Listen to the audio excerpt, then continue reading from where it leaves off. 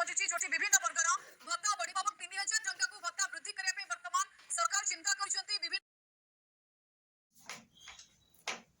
नमस्कार दर्शक बंधु देखो मधुआ पेंशन योजना आप खूब शीघ्र मिलवाक जाऊँगी 3000 टंका जहाँकि मासिक आपण मिलूला 1000 टंका बर्तमान से बढ़िकी आपको मिल बर्तमान 3000 टंका सरकार घोषणा करी कि जे आपण मानक खूब शीघ्र ये योजना टंका मिलवाक जाऊँगी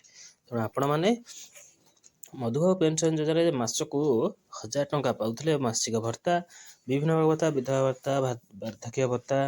विकलांग भत्ता तो बर्तमान सरकार एटा घोषणा करदे कि आपण मानक खूब शीघ्र मिलवाक जाऊँगी नुआ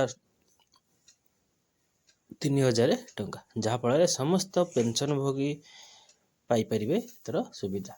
सरकार घोषणा करी कि जे आपण मानक इलेक्शन पूर्व सरकार जो प्रतिश्रुति देते से प्रतिश्रुति बर्तमान पूरण होगा जाऊँगी इलेक्शन पूर्व आम बीजेपी सरकार आसवे पर आपण मानक 1000 टंका जो मिलूला बर्तमान से 3000 टंका देवे बोली कहते किंतु किसी बाद विवाद पर से आपण मानक मिलवाक जाऊँगी सरकार कहते 80 वर्ष पर जो मैंने से 3500 तेणु विभिन्न प्रकार बाद पर आपण मानक मिलवाक जाऊँगी मधुआ पेंशन योजना 3000 टंका जहाँकि सरकार तरफ यहाँ आपण मानक खूब शीघ्र मिलवाक जाऊँगी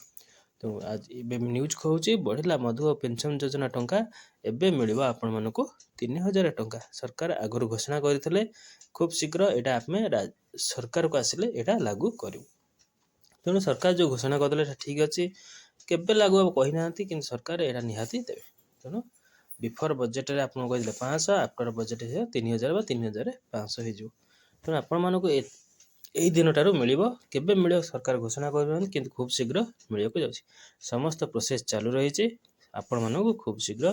भत्ता मिल जाओ तो ये था गोटे अपडेट न्यूज सरकार विभिन्न प्रकार योजना सटीक सूचना आम चैनल को लाइक करूँ सब्सक्राइब करूँ समस्त तथ्य पाइबे थैंक यू जय जगन्नाथ।